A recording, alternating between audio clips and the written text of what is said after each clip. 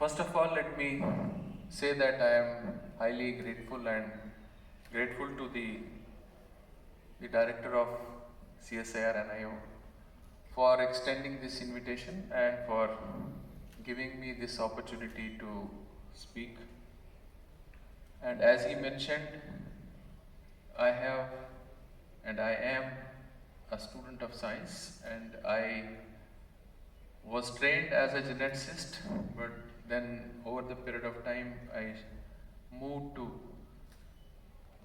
molecular biology and biotechnology. So in the process, being a plant scientist, but when I went to I established the School of Biotechnology, you know that we have to deal with all sorts of organisms. That is how I worked on plants, microbes, and even humans. And all the time I am actually excited to know how the traits of an organism, whether it's a plant, animal, human being, how are these traits regulated? Why is it that my nose is of a particular shape and your nose is of a different shape? And why is it that my finger only is this much long? It doesn't go beyond this. Why does it stop? What makes it to stop there? So there are many questions which we keep on asking and trying to find answers to them. Today, I may not talk more about my own research because my purpose of coming to NIO, and I am coming for the first time, is that I wanted to interact with the students and tell them that what all needs to be done, because when you are in research, it is a serious business, and while you are here, you must know that the sky is the limit, and now we say that even sky is not the limit. So what all can be done? What are the options available? And I also want to address the distinguished scientists of this institute to tell them that what all we need to do in order to see that our future is bright, the future of this human beings is bright, and we are able to sustain this planet. So with that, I will move ahead. The topic which I have chosen today is building next-gen researchers, innovators, entrepreneurs, and nation builders. And that is what we are doing. That is what is our job. And if we are able to do this job properly, I think we definitely will see Viksit Bharat 2047. So I'll just start with what is science and why are we here? Science is not just about discovering facts.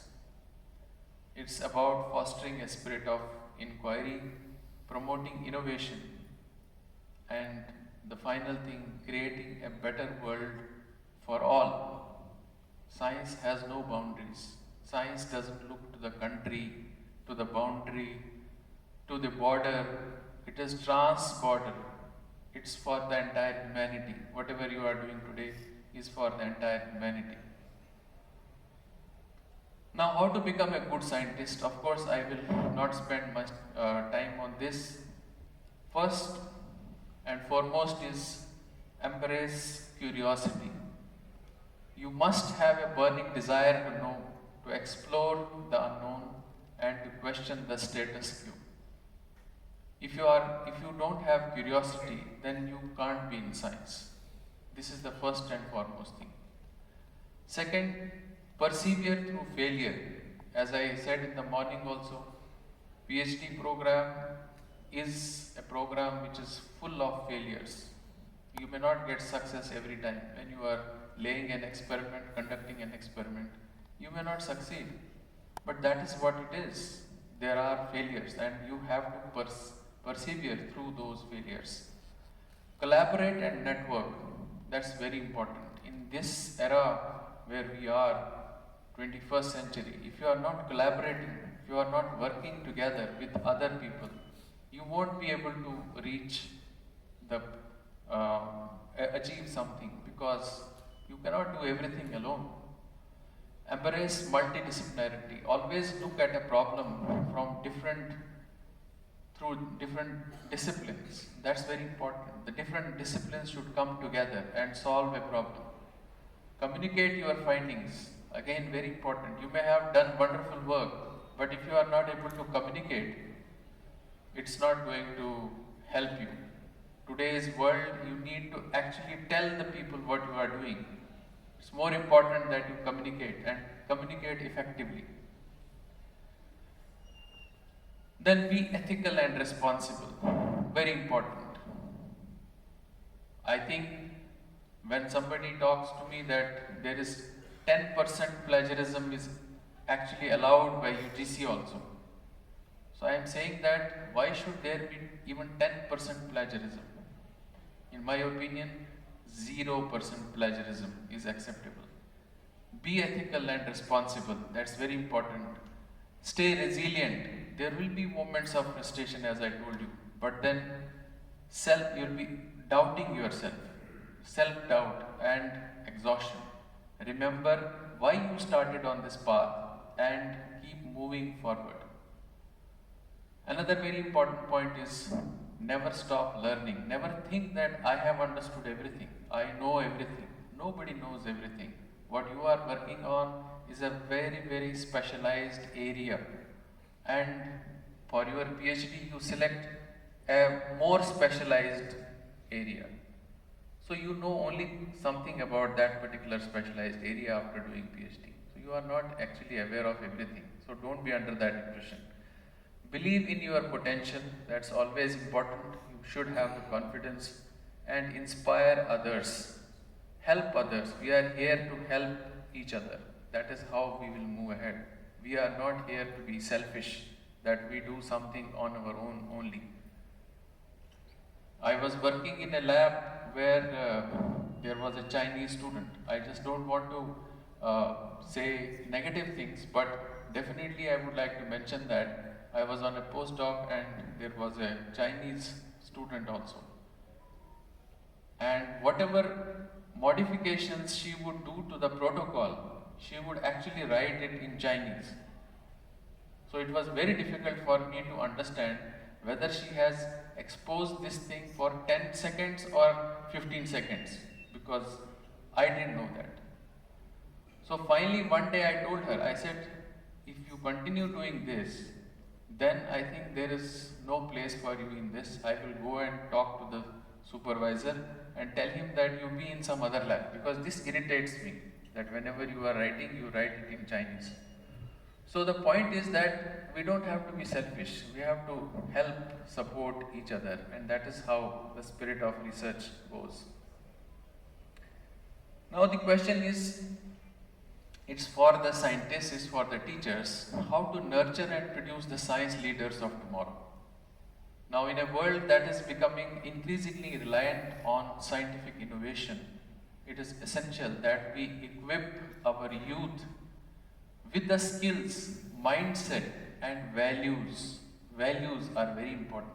We should be adhering to our values, necessary to lead us into a future shaped by science. Producing science leaders requires a holistic approach. It cannot be done by one person, and that involves education, inspiration and mentorship, and above all, the ecosystem. And what today I am going to tell you is, we are doing it to provide that kind of an ecosystem, and that is what I will be discussing later. Maybe I will skip few slides, because for a audience like yours, I don't need to tell you why R&D or research and development is important, because it is the foundation of innovation and technological advancement. So in our country, R&D is playing a very important role so far as Atmanirbhar Bharat and global competitiveness is concerned. Our R&D output of the country is growing, but there is a skill gap in the industry absorption. As I told you in the morning, that we need to equip our youth with the skill sets. Not only the skill sets which will be helpful to them today, but the skill sets which would be helpful to them for next 30, 40, 50 years, because things are going to change. As I told you in the morning also, that you will need to change your job at least thrice in your lifetime. We haven't done it, we haven't changed our job, but you will need to change it. And for that you need the skill sets. Now, it's always said that 50 to 60% of our graduates are considered unemployable. And sometime we were discussing that why is it that people are not joining research? Why is it that this trend is declining? And the answer comes very readily. People say that there is no job after PhD. And I used to counter that.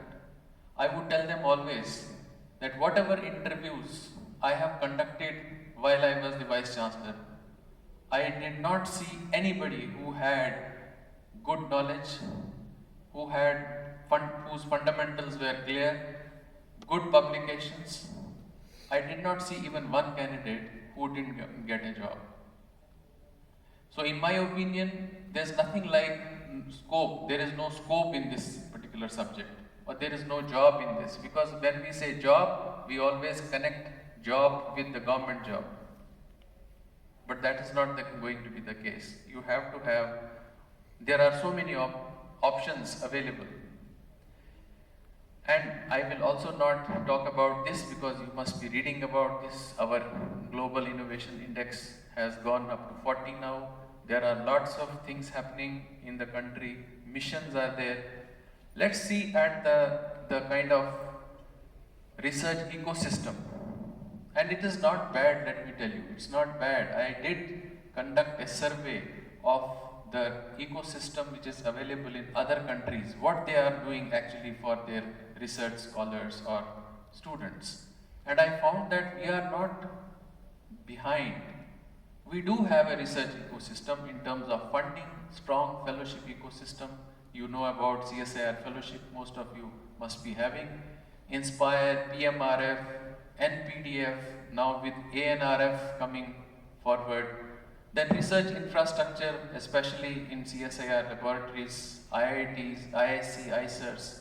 We have structured doctoral programs, of course, in selected institutions, emerging global collaborations, and growing emphasis on innovation and startups. So we do have a research ecosystem in the country, and that's fairly good. But the question which again I will ask, because I said that we are to create the next gen researchers. Who is a next gen researcher? And why next gen researchers matter today? So I will take you to this extreme end, that a next gen researcher, fortunately this pointer, no, it's not appearing on this. So next gen researcher has to be the one who will bridge the gap between academia, industry and society. I think this is exactly the mantra of CSIR also. Then the person or the next gen scientist or researcher has to solve complex global challenges. Many of the global challenges we are still not aware. They may appear after some years. We are only aware of few global challenges which we are confronting today. Redefining research culture, powering the knowledge economy. That's very important if we have to be somewhere in the world. Knowledge economy. Then driving innovation in disruptive times. Now this is very important, that we have to move forward, we have to innovate. Every day we have to keep on thinking what innovation we will bring in. And this will become all the more important during disruptive times. So next gen researcher, one who embraces innovation, adaptability and a forward-thinking approach to research, often leveraging new technologies and methodologies to address contemporary challenges. This person would be the next gen researcher. We have to have such kind of people. So now comes the ecosystem. AcSIR, Academy of Scientific and Innovative Research, actually aims to bridge this gap. We want to produce the next gen researchers because AcSIR in itself is a next generation institution. I'll tell you why. So our mission in AcSIR, which we have defined, is AcSIR aims to become a leading research intensive university. Why I am using this word research intensive university? Because in National Education Policy 2020, as per National Education Policy, we can have only 3 types of institutions in this country. 1, teaching intensive. 2nd, research intensive. 3rd, autonomous colleges, degree granting colleges. So AcSIR cannot be a teaching intensive university. It has to be a research intensive university by proactively building a robust ecosystem that nurtures and empowers next gen researchers in India, drawing on global best practices while staying firmly rooted in national priorities and needs. This is what we have defined our mission in the last, on this mission I have been working in the last 2.5 years. This was the first thing which I established, that we should have a mission, and this mission we are following. So let's see AcSIR at a glance. I must say that this institution is a unique institution in the world. Why? Because you will understand that it's a multi-campus institution wherein it is multidisciplinary approach is followed and research is carried out in a transdisciplinary manner. You won't find such an example in the world. So it's a unique institution, and it's hardly 13 years old. It was established in the year 2012. In these 13 years is a very small time for an institution. If you see Stanford, Harvard, all other big institutions, they were not established in 10, 12 years. They have taken hundreds of years to reach to this particular point. In that sense, it's a very small time, 13 years, but look at the achievements of this institution. Today, we can boast with pride that it is the largest institution so far as doctoral research is concerned in India, and I would say in Asia as well. More than 7,000 PhD students are on the rolls of AcSIR today. Last year we awarded 831 PhD degrees. Enrollment every year is more than 1,000. In the last 5 years, we have 79 campuses pan-India, 3,000 faculty members, more than 6,800 PhD students so far. They will include a very small number of master's students as well. So let's say around 6,000 degrees have already been given in the last 12 years.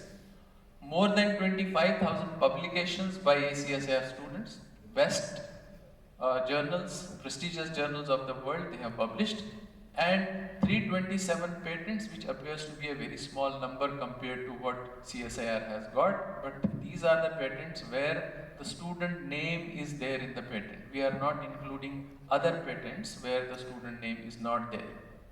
And these are our global partners. I will talk about these later. And it gives me pleasure to tell you that this is how we have grown in terms of NIRF ranking. When NIRF ranking was first created in research institutions category in 2021, we were placed at 22nd position.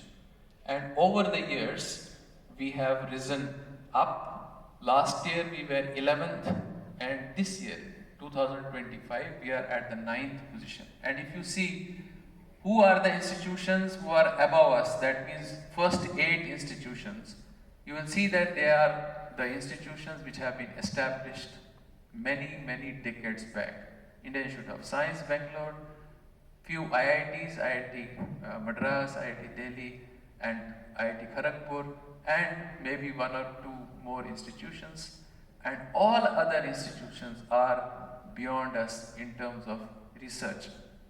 And surely our efforts are there to rise up on this ladder again.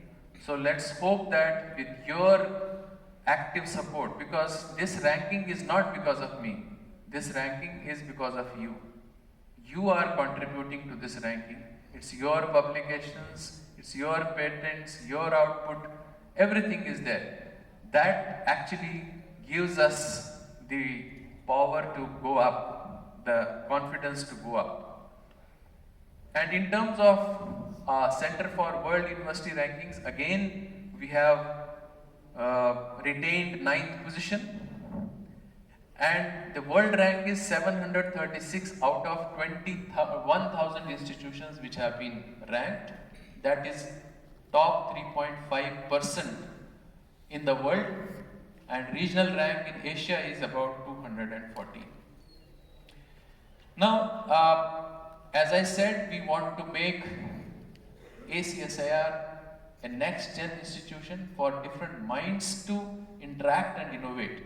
So AcSIR was established as an academic arm of CSIR that you can see on the top.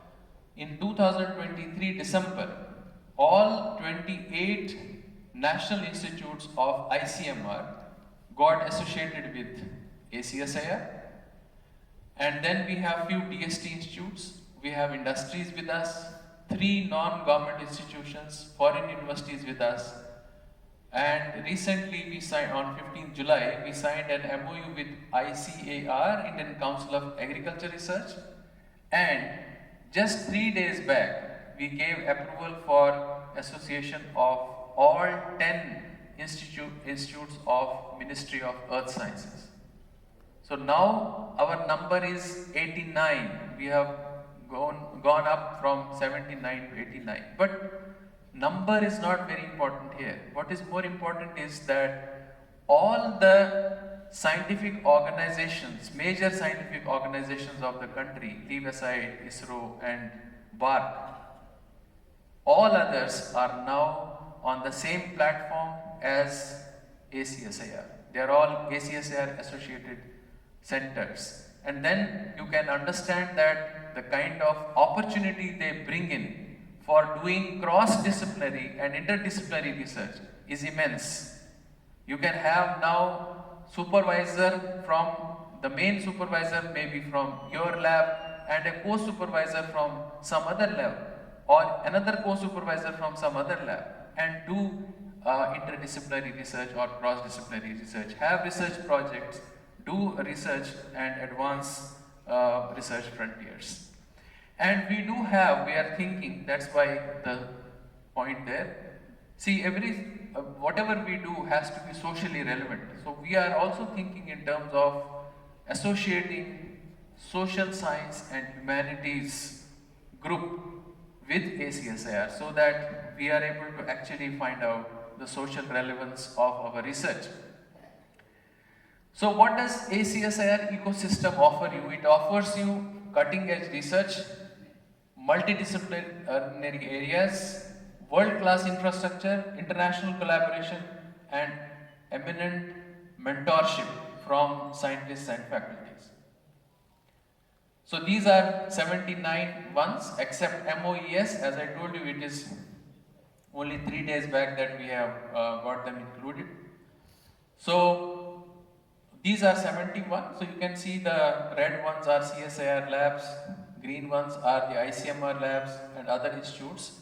Total 79 in 38 cities in India. These are all CSIR labs which are associated, 37 of them. You can see CSIR NIO there in the physical sciences category as per the CSIR classification. Then these are all 28 institutions of ICMR which are with us. These are the DST institutes which are with us.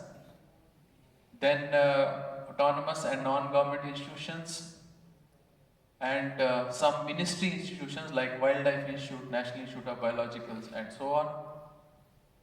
We give degrees in 7 faculties at the moment. We have 7 faculties. in biological sciences, chemical sciences, PhD in physical sciences, engineering sciences, mathematical and information sciences, agriculture research and medical research. But we are shortly going to have two more faculties. One which was a long persistent, I would say, demand, as well as the request from this lab as well, and that was to create a faculty of earth sciences. So it gives me happiness to tell you that we will now be able to establish a faculty of earth sciences, so that you get your PhD degrees, those who are working in earth sciences or oceanography and so on. So where this nomenclature will be deciding, they would get PhD now in the earth sciences, and that would help them in the job market. And we are also setting up pharmaceutical sciences, because that's a demand from CDRI, CSIR CDRI, and many medical institutes which have now got associated with us. So it will make our faculty shrunk to now 9 faculties with that. PhD mostly is being awarded in either biological sciences and chemical sciences. Of course, we have other branches as well in engineering, physical sciences, mathematical and information sciences and so on. So you can just see the figures in terms of the number PhD degrees awarded in the last 5 years, and you can see that last year we awarded 831 degrees with skills for startups, entrepreneurship, other things. So ultimately the aim is to produce a student who would not only be a doctorate, but who would also be an entrepreneur. So we want the industries to come forward, get associated with the program, so that at the end of 4 years, when the student is ready with a technology or upscaling of a technology, that time the student will submit the thesis. It would be done in collaboration between the scientists of CSIR and industry experts. So right from beginning, day one, there will be an association of the industry, so that ultimately it will be the choice of the student to either pick up the industry job or maybe have his or her own startup. So I was mentioning about this grassroots lecture series by Professor Anil Gupta, who is the founder of Honeybee Network, Gyan and Shrishti. And this is part of societal program, which many of you must already have actually gone through. It's a mandatory course for all ACSIR PhD students. And then we also started this Dr. APJ Abdul Kalam Transdisciplinary Lecture Series. 2 lectures have been conducted, and another series we started with Gender Sensitization and POSH Act. And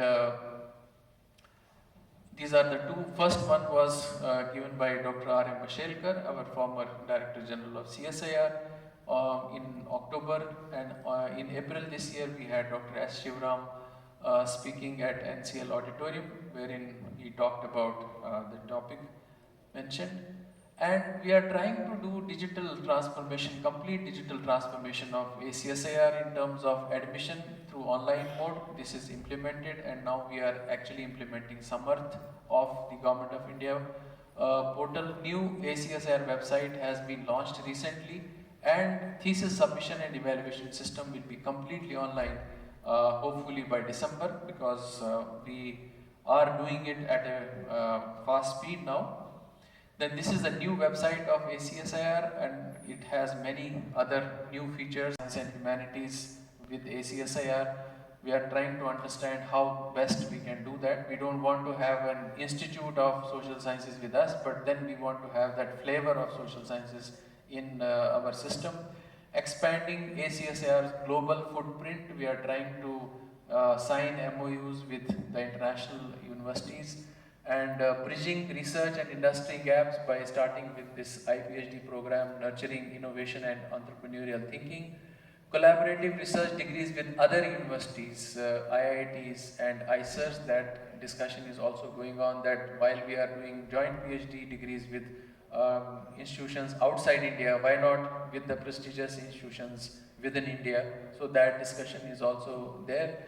Then internship opportunities for graduate and postgraduate students for experiential learning. This also is being explored, that can we support the students for some industrial visits or some kind of internships, so that they could spend some time in the industry as well. that is also under discussion, and that is something where we would definitely like to move on. And joint mentorship of CSIR, ICMR, MOES, ICR scientists for interdisciplinary research. As I mentioned, if we have one supervisor, and so far we are allowing only one co-supervisor, so is it that we would allow more than one co-supervisor from different scientific organizations, different scientific institutions, in order to bring that collaborative thing together? Then for industry, what we are doing is we are establishing a professor of practice. So any industry expert who would get associated with the student in the PhD would be designated as professor of practice, and there are some facilities which will be provided.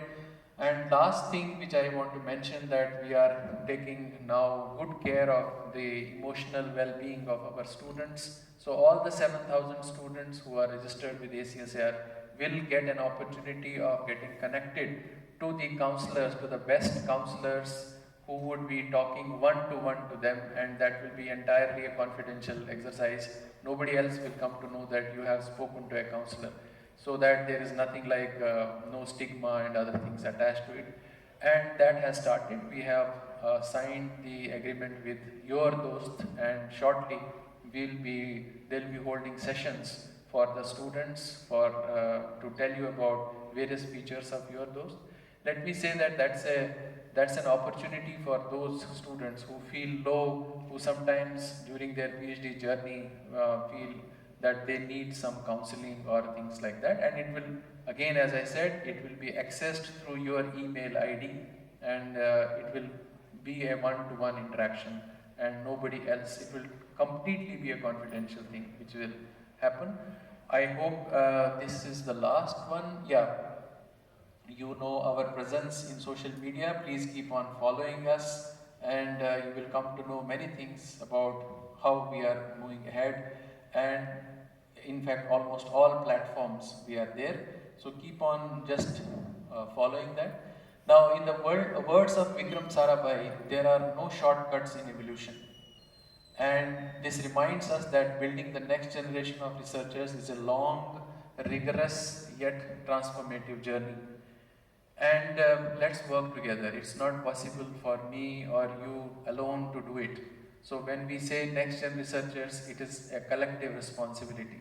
Let us work together to nurture the next generation science leaders who will boldly step into the unknown, because that is what you are doing. You are doing research actually to know something which is not known.